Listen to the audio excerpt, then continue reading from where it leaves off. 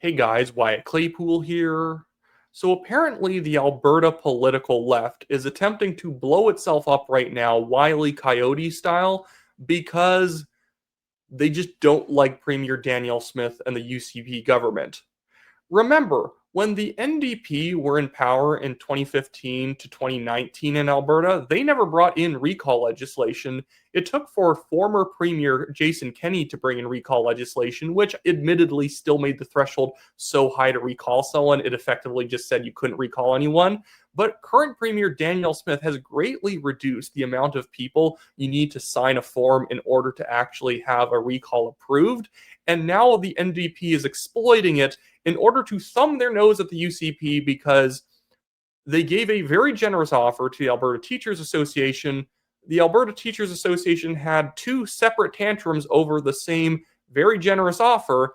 Danielle Smith imposed the deal on the ATA, and now this is apparently like the worst thing that's ever happened in Alberta's history, and we need to recall 9 separate MLAs because of it.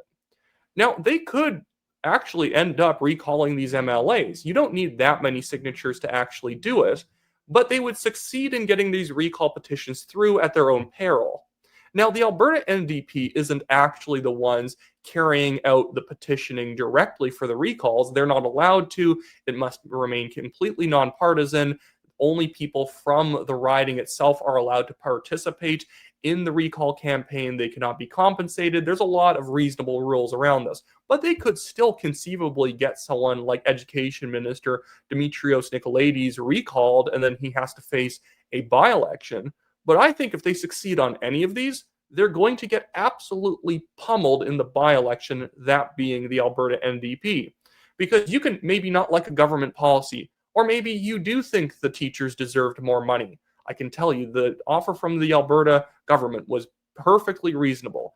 12% raises over 3 years, including 17% raises for certain positions where their wages would be greatly keeping up because of some things holding them back. 3,000 new teachers, 1,500 more teacher assistants. It was a perfectly reasonable offer. The ATA just rejected it because they are an Alberta NDP front group and are attempting to make Danielle Smith look bad. Everything just roots back to the fact they do not like Danielle Smith, and so now they're going after her MLAs to see like if they can create bad headlines for her. Let's just quickly go over the people they're attempting to recall. Then I do want to go into some polling showing that the position of the ATA and the Alberta NDP is not a strong one right now.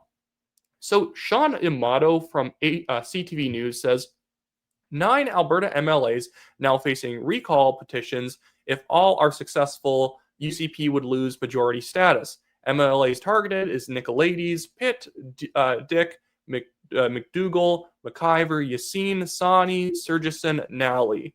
Now, some of these are pretty ridiculous because if you know where Angela Pitt or I think Jeff Sidgerton is currently a MLA, they're very conservative rural ridings, so that would be completely ridiculous to try and recall them there. But again, the unions have nothing better to do but target a bunch of them because they are not allowed to concentrate their forces in one riding to try and trip up that MLA. You even need to have cards identifying yourself as being on the recall campaign. Euro local. This is, you don't have your address there, but they have to verify that you indeed do live there.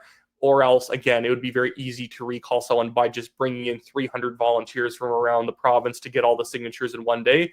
It must be locals only getting signatures from locals. And if you get too many signatures from outside the riding, they will just completely reject the whole petition because, hey, you're just trying to mass sign people up and hope enough of them are from the area. That's not fair. But again, everyone still knows this is being backed up by the NDP. And the main prize in all this is probably Dimitrios Nicolaides because he is the education minister. Now, his election in 2023 was pretty close. He only beat his NDP opponent by like 400 or 500 votes, which isn't the biggest margin ever in Alberta provincial politics. But the thing is, once you force people to go back to the polls for an objectively stupid reason, you're going to have people backlash on you hard. Now, I want to show you who people sympathize more with when it came to the deal with the ATA. And these numbers are going to seem a little bit odd to you at first because it seems like the government's in a bad position. But with some historical context, you'll know why the government's actually in a very good position here. This is from Angus Reid, and the question here was, in this dispute between the Alberta government and the teachers, would you say your sympathies are more with, and it's the teachers or the government, neither or not sure? Now, UCP is obviously mostly on the side of the government, although it's actually not that obvious if you know anything about politics, but 40% of people who voted UCP or say that they voted UCP in 2023 say their sympathies are with the government. Only 28% are with the teachers, 28% are neither. NDP, 8% are with the teachers. I believe it was like 2% with the government, 89% with the NDP, with the teachers, which is really just the NDP front group, the ATA. But if you go to school-aged children, people with school-aged children, 22% are with the government, 56% are with the teachers. And when you go to people without kids, it has obviously greatly reduced the amount of people who side with the government. Now, this doesn't look good for the UCP. Look how underwater they are. The difference is, in every single other union dispute, maybe except for the recent Canadian postal workers strike, usually it's like 90-10. It's like 85-15 in terms of people with the teachers compared to people with the government, or people with the something union or with the government. If you did the Air Canada strike, most people would have been in favor of the flight attendants, and everyone else, and like pretty much nobody would be in favor of what Carney's government had done, even if in fact the flight attendants were kind of acting unreasonable. If you had the full nuanced view of what was going on, didn't mean the government was being reasonable. It's just more so bad regulations from the government have forced a situation where the airlines have to underpay flight attendants, and so the flight attendants strike against the airlines when really the government's at fault. That's another story for another day, though.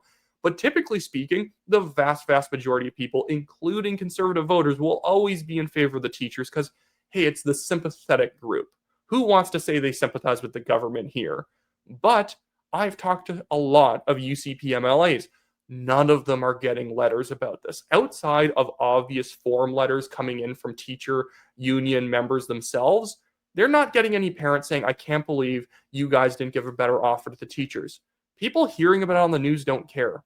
People having these petitioners come to their door and saying we need to recall Dimitrios Nicolaides are going to be frankly offended that someone thinks that their MLA needs to be recalled and they need to hold a new election because they didn't get another $2 billion on top of the $4.9 billion the government was already giving to the ATA teachers.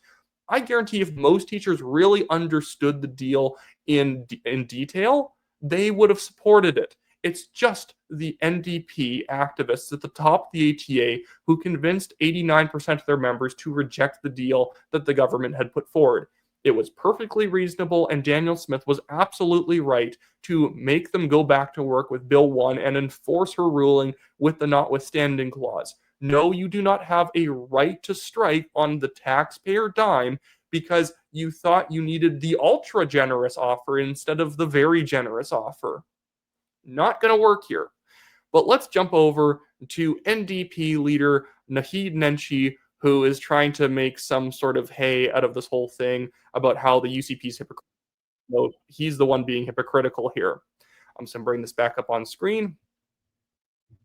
So this is Nenshi speaking in the legislature, trying to call out Danielle Smith's apparent hypocrisy. Now, a couple of days ago, the government's minister said that this legislation was only meant to be used to get rid of criminals in elected office. But the Premier has said, quote, I would hazard a guess that if recall legislation were in place right now, there would be a number of cabinet ministers who would have a hard time keeping their seats, unquote. She surely wasn't calling those cabinet ministers criminals. So who's right here? What does today's Premier think of recall? Yeah, so what's his point, though? The NDP never brought in recall into place. Her only thing is that recall would be used to unfairly target cabinet ministers for no real purpose. The NDP is trying to make a lot out of Danielle Smith's comments about how the NDP and their activists are abusing recall. She's not gone back on recall. She's the one who lowered the petition threshold. She's just lamenting the fact that the NDP are going to make this a political process rather than a grassroots, nonpartisan process like your MLA was stealing money or your MLA went on a luxury cruise and had billed taxpayers for it and it was deeply inappropriate, that would be fine. Like during COVID, there was probably people who should have been recalled both from the UCP and the NDP in Alberta for going on vacations and traveling while everyone was locked up at home. That would have made sense at the time. You're going to go after Demetrios because the ATA didn't get everything it wanted. Utterly pathetic. And I don't think that the actual people of Alberta are going to put up with this. If you look at the current polling, the UCP is still winning widely with Albertans when it comes to just provincial voter preference. I'll show you guys here with the overall polls that we've had over the last couple of months or so. This is the current numbers that we're seeing out of Alberta. We have, ignoring the Cardinal poll because Cardinal's been a bit iffy these days, but we have Leger showing the Conservatives, the UCP, beating the NDP by 5 points. We'll throw Cardinal in there anyways. They're beating them by 7 points on Cardinal. Angus Reid has the Conservatives beating the NDP by 11 points. Leger has them beating the NDP by 14 points. And I think the one below that, if the flipping ads would get out of my way, is beating them. Is it there?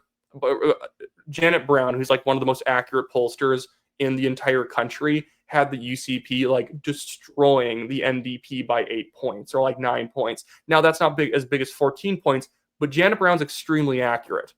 If she says you're winning by 8 or 9 points, you are winning by 8 or 9 points, and 8 or 9 points would be another large majority. And when you actually went through the regionals, the Conservatives would be picking up more seats in Calgary and maybe able to peel off a seat in Edmonton, because a lot of parts of Edmonton are actually becoming more conservative, not less conservative, especially on a federal level. But again, all this is because Danielle Smith is actually succeeding. I am going to be going to the UCP AGM this weekend. I actually voted against Danielle Smith at the last leadership review at the UCP AGM in 2024. Now, there's not another leadership review this year, but if there was, I'd vote for her this time. Previously, I knew she was going to pass her leadership review, and I just didn't like that the government was on certain files going in the wrong direction or being too sluggish with getting policy proposed. And so I voted no as a symbolic gesture to say, you guys have room for improvement. I don't want this room to be 100% in favor of Danielle Smith when the UCP still need to cut taxes. They still need to actually pass their reforms when it comes to, it was all like the SOGI type gender policies in the classroom. They need to actually start opposing the federal government on mass immigration, and they started doing all that stuff, and I'm happy with it. It's been quite good. The provincial police has gotten much more in shape. They've actually turned it into more of a real thing rather than a concept. So I vote for her in all this now. But it's funny how now that Danielle Smith's doing a good job, you have more people than ever actually criticizing her. You have people like Peter Guthrie and Scott Sinclair trying to restart the Alberta, like the progressive Conservatives, because apparently Danielle Smith's too right-wing now. Too right-wing in Alberta terms really just means you're doing a good job and the left doesn't like it. Do I have even anything here? It doesn't even matter. I'm trying to find... Guys, look, the NDP is very hard at work here. The NDP, this is the NDP opposing Danielle Smith right now. Janice Irwin taking photos with cosplayers. Janice Irwin retweeting this. But there's really nothing to say here. The NDP, when you actually go through their policies, of course, Janice Irwin, the MLA from whatever riding she's from in Edmonton, retweeting Times of Gaza, because she, in fact, is basically retweeting the UNRWA, the Hamas front group, trying to go after Danielle Smith for apparently spending too much. Here's another tweet about Gaza from July. They also basically never use X other than to whine about Israel, because these people don't actually care about Alberta. They only show up to whine about international things and then whine at Danielle Smith for, again, not giving the teachers everything they want. I think if we see any of these by-elections go forward as a result of recall, you're going to see the NDP get absolutely shellacked, and they should. This is an abusive recall. They're allowed to do it, but they are also allowed to suffer the consequences of average Albertans saying, you're forcing me into a by-election, so I'm just going to re-elect the same person even harder this time. And if you're a UCP member and somebody gets recalled in your area, or even in the next riding over, volunteer your time and make sure to push back hard on this nonsense. We actually have a recall situation in British Columbia too. I work at the BC legislature for One BC, and I think I showed you guys in a previous video, we have Premier David Eby calling for the two MLAs I work with, Dallas Brody and Tara Armstrong, to be recalled because of their bigotry and racism in opposing land acknowledgements and the Truth and Reconciliation Day based on a lie of mass graves and Kamloops, and wanting DRIPA repealed. These people are ridiculous. They just don't like people who don't agree with them ideologically. Anyways, that should be it for me today, guys. Thank you for watching. Like, share, and subscribe. And I'll see you guys next time. Or if you're at the UCP AGM, I will also see you on the weekend, where there will be thousands of people there, because UCP AGMs are absolutely stuffed to the brim. I genuinely actually think the UCP needs to reform the way they do AGMs. I don't like having only like 10 people per riding. Sometimes it makes the conventions pretty small on provincial level, when parties with only 90 ridings only have up to 10 people who can each attend. I think that there should be a cap still, though, because in Alberta, you'll have like 300 people from a single riding show up, which isn't really democratic, in the sense that obviously you're going to have ridings where people are more passionate about UCP internal politics than people in ridings in Calgary, where you actually need them to win, but they're only going to send 25 compared to 300 from like Didsbury. I think you have to cap it off. Have more than 10 per riding, but maybe cap it off at like 30 or 50 people per riding are allowed to show up. Anyways, with that all being said, again, thank you all for watching. See you all later.